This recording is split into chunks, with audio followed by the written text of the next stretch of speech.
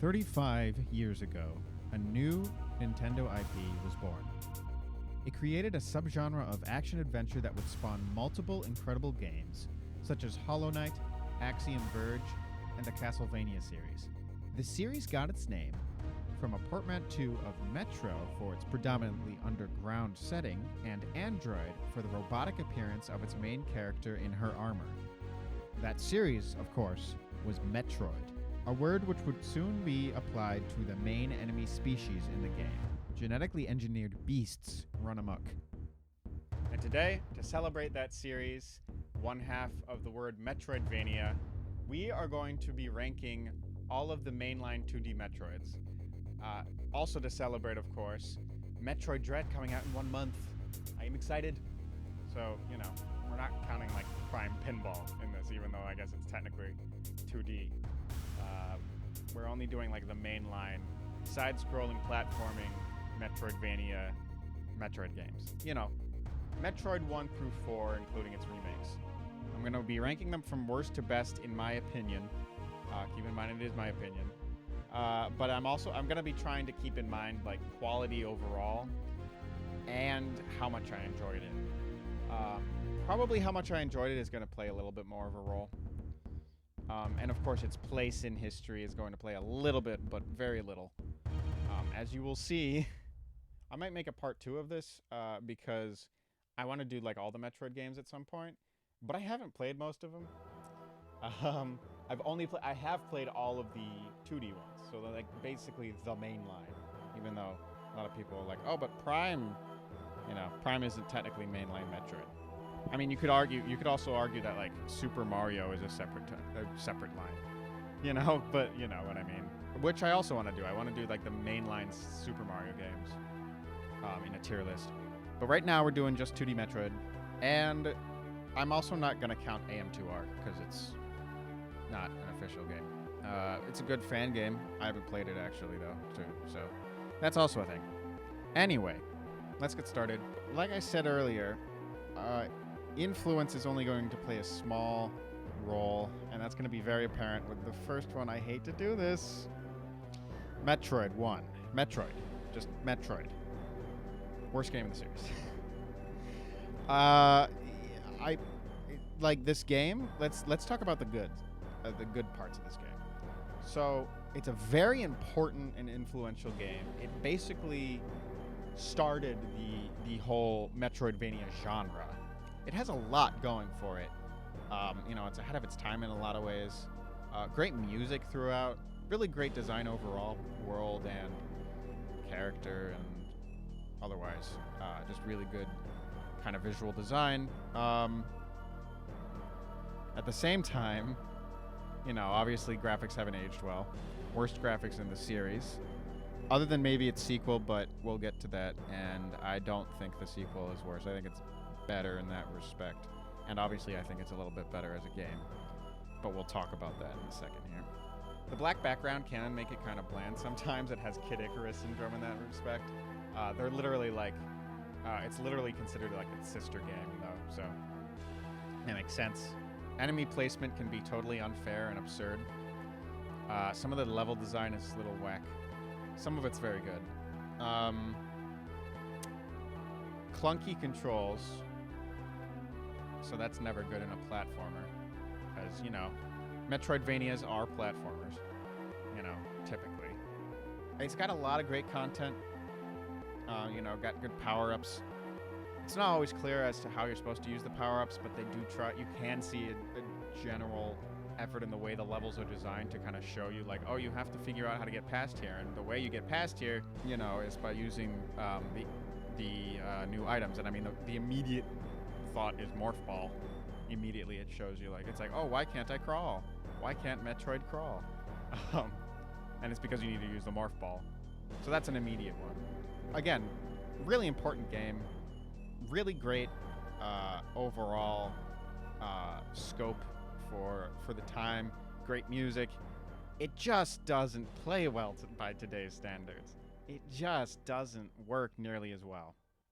It's just aged very poorly. And the thing is, a lot of these kind of games, like a lot of the first in their series, a lot of them do age poorly, but a lot of them don't. Like, if you think about it, Super Mario Bros., like the original Super Mario Bros., is still really, really fun and solid today.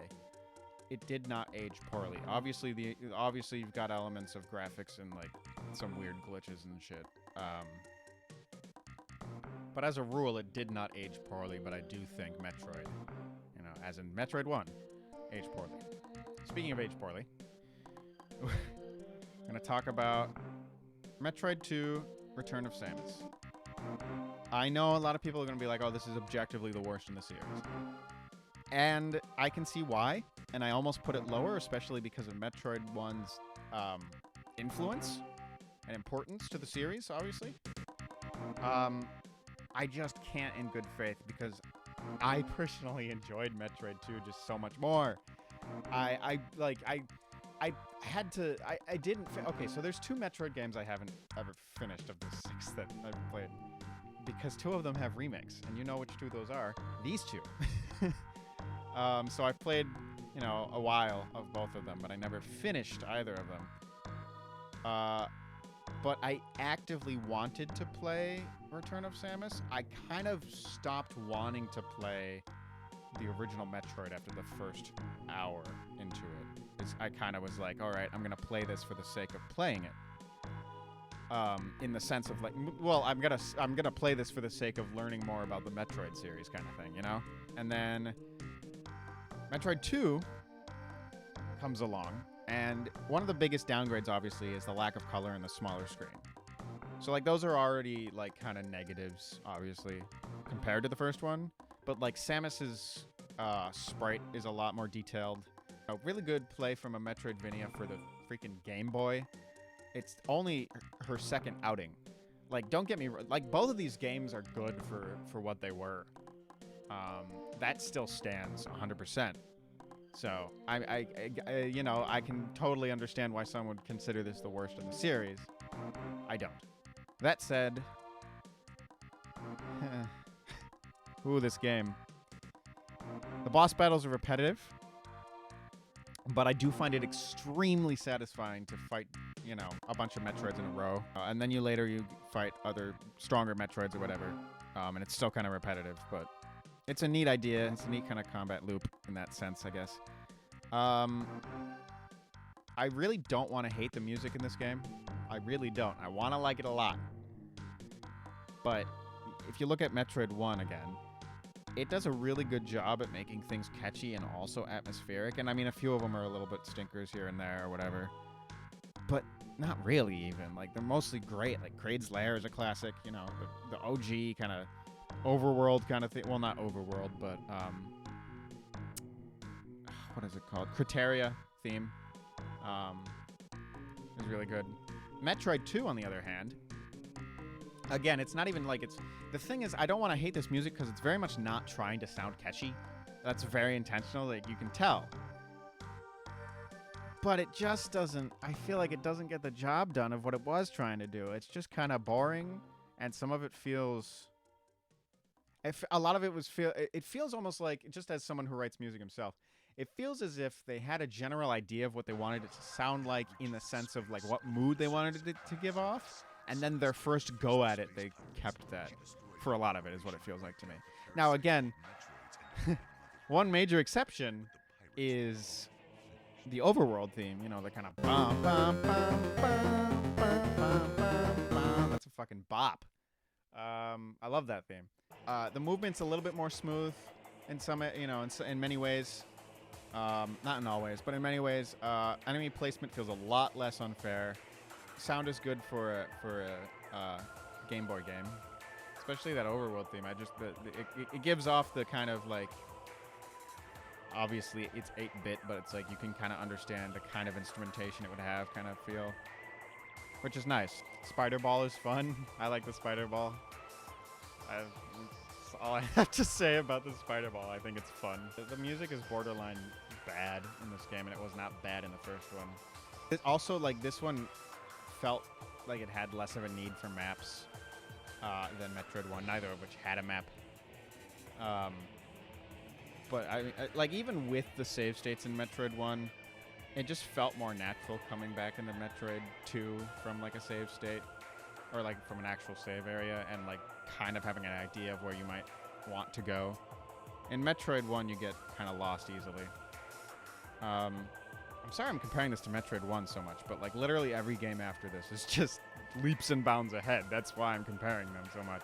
Yeah, I think the boss fights are you know, they're repetitive, but they're satisfying enough. So I just enjoyed Metroid 2 a lot better, ultimately. I might go back. I'm probably going to go back and eventually beat both of these games, and my opinion might change.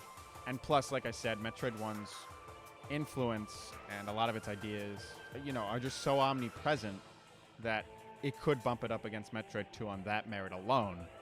But anyway, this next one, I feel like, depending on who you ask, this is going to be a controversial placing of it. But for the B tier, we've got Metroid Fusion. I think this is the worst of the good Metroid games, because I think 1 and 2 are not that great. But I think Fusion and every other 2D Metroid is at least good.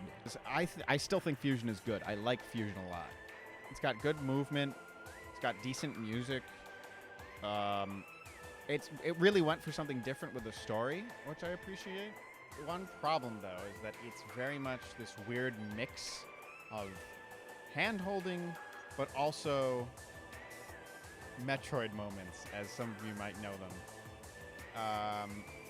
Video Game Donkey talked about Metroid moments, like the things were so vague, really unclear as to what you were supposed to do. Like, there's this area where you have to bomb a very specific spot for a pillar to come up for you to be able to get out of it. It's so absurd. And that's things like that, like the weird mix of it, like kind of holding your hand with like, oh, here, go do this, like, which is kind of basically just the story stuff, because, you know, Robo Adam tells you what to do. It's got that, which literally points to the map where you're supposed to go. But then it also has some very bizarre roadblocks in the form of what the hell am I supposed to do kind of moments. Like, you know, yeah, I already mentioned the metal pillar. There's just a lot of weird stuff. And I didn't have to look up as much as I did for some of these games. No, maybe I did. I didn't end up looking up actually as much as I thought I was going to for some of these games, so. No, yeah, I feel like I actually did. I only a couple times, but like it was still like when I figured it out or when I looked it up, I was like, "Are you fucking kidding me?"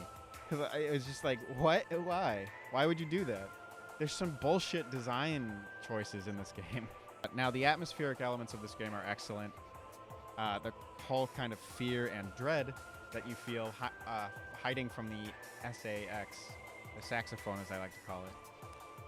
The sex, the intercourse,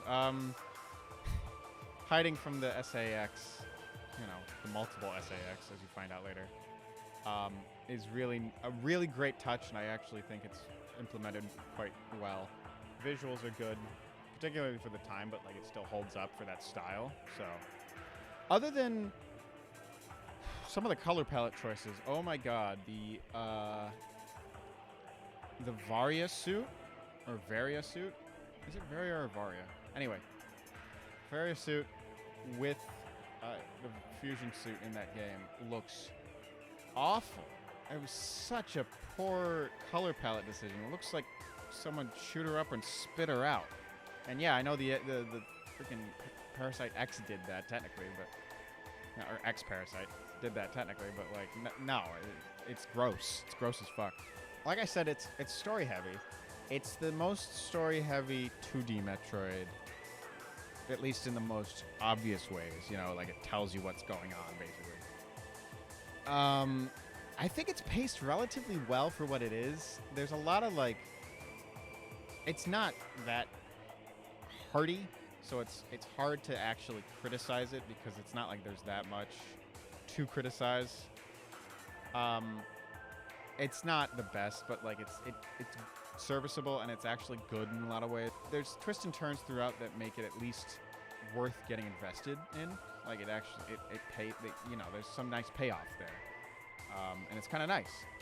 And there's some really neat moments with the atmosphere and the story and the way they work together that I think Fusion really shines in those moments. Some of the difficulty in this game is absurd. Like, it's not super hard most of the time, but, like, there's that goddamn room with the plants. Oh, my God. Did Battle Kid take that idea from that for its freaking plant battle? Because, like, that was the most absurd horse shit thing I'd ever dealt with in a video game, and it came out in 2002. No video game made after 2000 should have that level of horse shit in any level ever, unless it's very much going for that kind of design for rage reasons or aesthetic reasons or what have you. No, that was awful. Awful. And it's not even like it was, if you figure it out, it's like, oh, it's hard, but it's not impossible. But it trolls the fuck out of you when you first go in, and it's hard to get out of, and you can get out of, like, the little hole bit there, but it's such a pain in the ass. But yeah, Varia Soup makes me want to vom. Plant area makes me want to vom. Yeah, so the story's a mixed bag, but, like, it's decent. Yeah, it's just the problem with Fusion is it has a lot of issues that it shouldn't. It could have been so excellent. I see so much potential in Fusion. This is actually one of the more disappointing, probably the most disappointing of the Metroid games, just because it's so excellent in some areas and not so great in others. The SAX fight is so weird to me because, like, the initial part of it is a little difficult just because of, like, movement stuff. And then the second phase, which you'd assume is going to be, like, a lot harder, is, like, the easiest thing to fight in the entire freaking game. And then it gets to, like, a mildly difficult one of those, like, enforced X-Parasite things that's not actually that hard. But it's kind of neat. But, like, that's the thing, is the difficulty scaling in that fight by itself. The difficulty scaling in the game is kind of all over the place, but the difficulty scaling in that one fight is so bizarre. Like, why?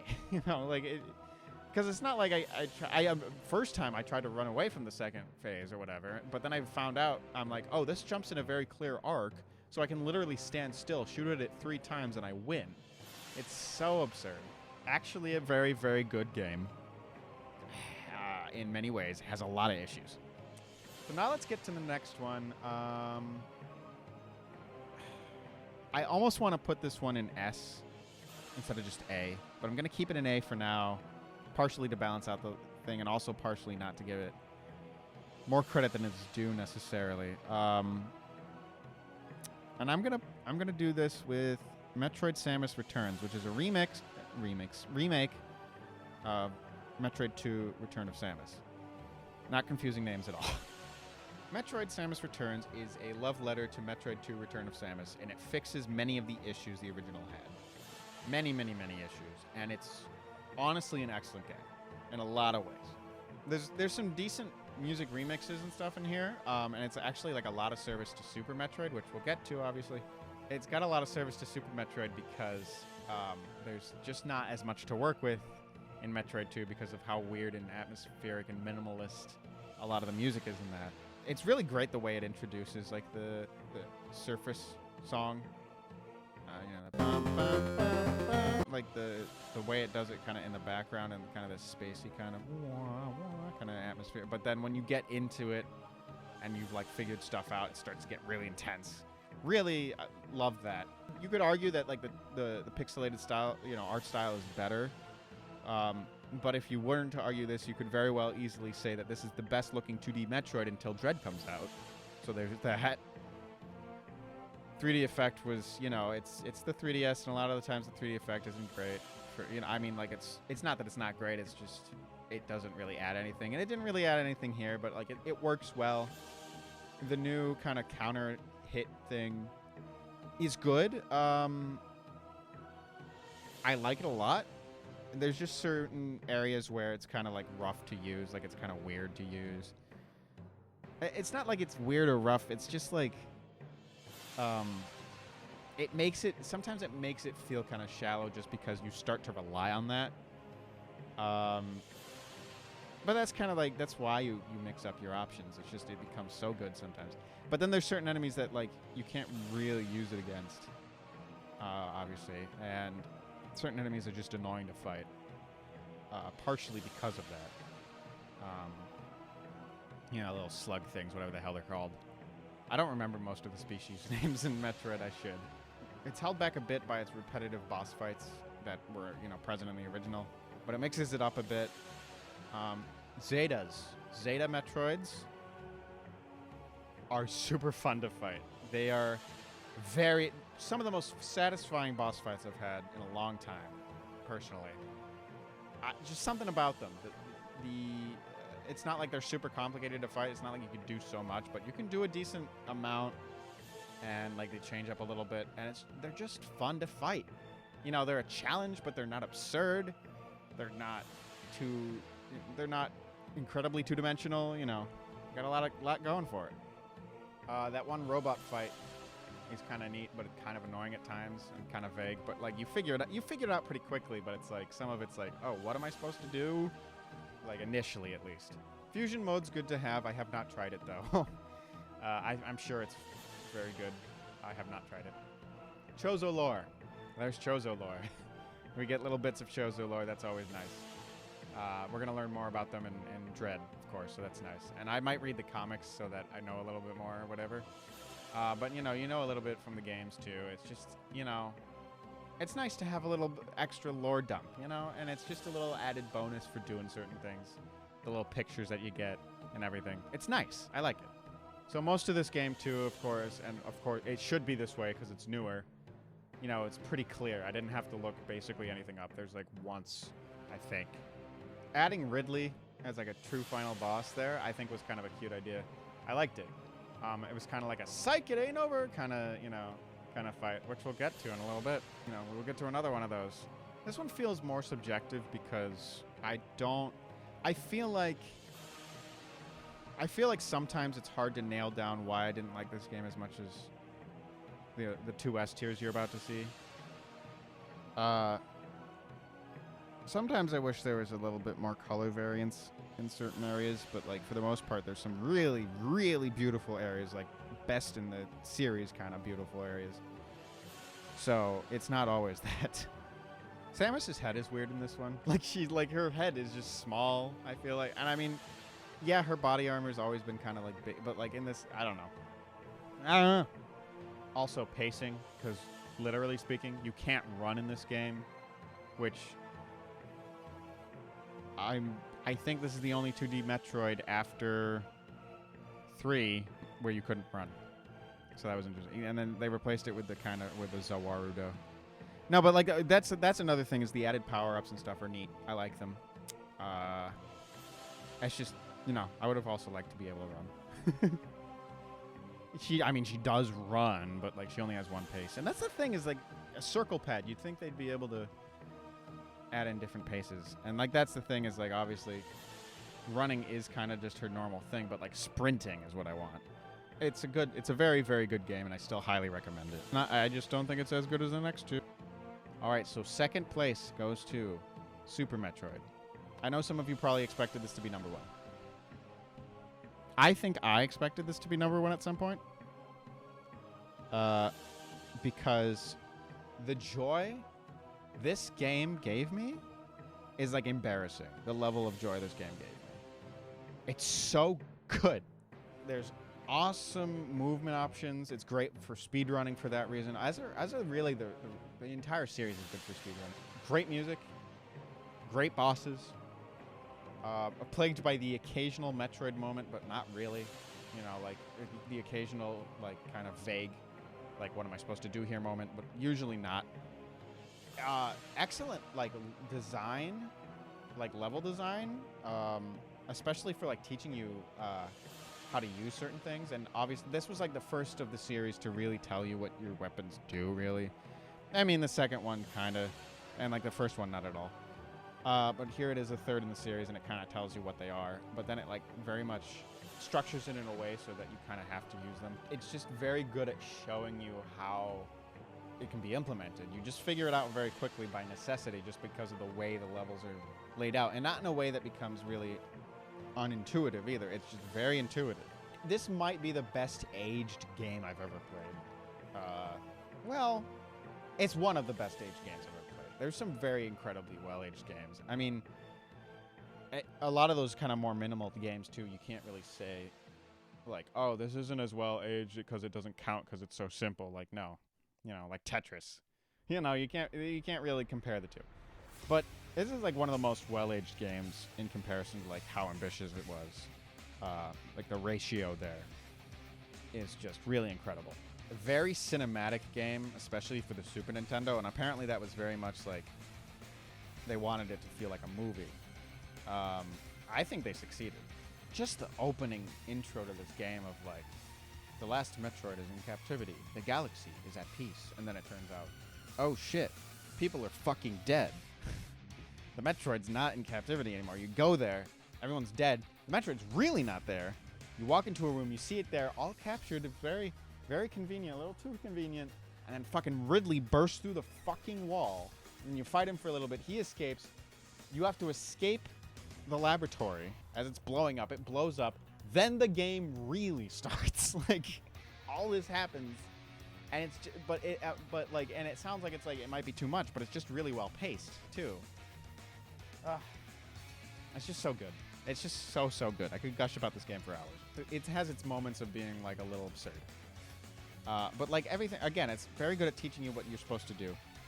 I think it's funny too. There's two moments where it was like, oh, we don't really know how to teach the player this, so we're gonna use little cute animals to teach them, and I think those were actually really nice. And they bring them back in Fusion, which is a good thing. They were nice, and they have names. I can't.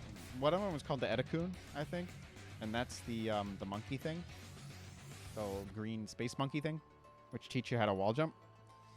And then there's the bird, the bird that teaches you how to do the kind of super jump out of your sprint. This was the first one with like really great power-ups too. All the games have had great power-ups since then. The first two had great power-ups for the time. But like, yeah, it's just great. And it's just visually really nice. It's just so unbelievably solid. One of the most solid games I've ever played. It's aged incredibly well. You gotta play it. It's just good. If you can play it in any capacity. If you have a Switch, you can play it on NSO. At Nintendo Switch Online, the Super Nintendo. If you have a Wii U, you can buy it. If you have a new 3DS, you can buy it. You can buy it for the Super Nintendo if you have one. They're kind of expensive now, but you can get a reproduction version. You can just emulate it. Obviously I encourage if you can, show your support for the series. Then do that. But, it's a multi-billion-dollar company, so I'm not going to get into the ethics of that right now, though. So, emulate it. Do whatever you want. Just play this game. It's a good game. Speaking of good game, number 1, Metroid Zero Mission. Now, the biggest downfall of this game is how short it is. But at the same time, God damn it, come on. There we go. The tier list didn't want me to make this the best one. So yeah, that's the downfall, is that it's short. But at the same time, I think just in a series of mostly long games, it's kind of a breath of fresh air in a sense to have a really short one. Absolutely incredible remake and reimagining of the original game. Because, of course, Zero Mission is the other remake. So, you got Samus Returns. You have Zero Mission. Zero Mission is a remake of the original Metroid. So good. Very rarely did I feel lost for very long. Very few Metroid moments. The remixes are great. There were a few musical choices made that I wouldn't have made as an arranger and composer myself. Just a little strange moments here and there that I was like, I don't know if I would have done that. But for the most part, it's like really, really excellent arrangements. It is also kind of the easiest game in the series. It's not like baby time, like it's still got its difficulty. So the little mystery items add some like little interesting kind of mysterious Chozo Lore kind of stuff, which is nice. Visually, this game is excellent. It just really runs with the sprites and stuff, with the sprite style. New bosses are great. The post-game-ish, a post-original story, added story at the end, little stealth mission kind of thing. That's really great. I like that a lot. And you're like Zero Suit for that. and it adds some more story. And it's just a really great little stealth mission. It's just good. It's just so good. The movement's smooth. The animation is great. It's everything the original aspired to be and more. It's just a good game. Play this game. It's just so good. And that's the thing is, like, I feel like this and Super Metroid are the most likely I'm going to replay, probably. And I might want to do, like, Let's Plays of these on this channel, like, and do more than just those two. But, like, these two games in particular, so Super Metroid is, like, kind of long, but it can be very speed ran, and it's just fun to explore anyway. So, but then Zero Mission is a great introduction to the series, and it's short. So it just does well for a replay. It's just excellent. I hope you guys enjoyed this tier list. I am going to make a part 2 at some point when I've played all the Metroid games and when Dread comes out. And in that part, I think I might just do them in, like, release order as opposed to, like, worst to best. But then I'll put them, you know, on the list in addition. So it's not going to, like, it's not going to be like, oh, this is good, and then not rank it. So I hope you enjoyed this. Let me know why I'm wrong or why I'm right. More gaming content coming soon. You can also check out my main channel, link in the description, where I post music, a lot of video game remixes, as well as original music, and like covers, and all sorts of stuff, and some fun stuff that's not game related. I just hit my chin on the microphone. This is a video I've been wanting to make for a while, and I'm going to make other tier list videos. Some that are actually like tier lists for games like Super Smash Bros. Ultimate is what I'm going to make the tier list for, because I know the other games well, but I don't feel as confident with some of my tier list ideas, especially because Ultimate, a lot of people are kind of on the fence about a lot of placements anyway, so it's like someone's going to agree with me, someone's going to disagree with me, either way kind of thing. So like the video if you enjoyed, subscribe if you really enjoyed, hit the bell if you really enjoyed. Check out my main channel, as I've already said. I do all sorts of content on here, including some world record speedruns. And I will be playing through Metroid Dread when it comes out. I love you, my lemon bars. Thank you for watching. Bye-bye.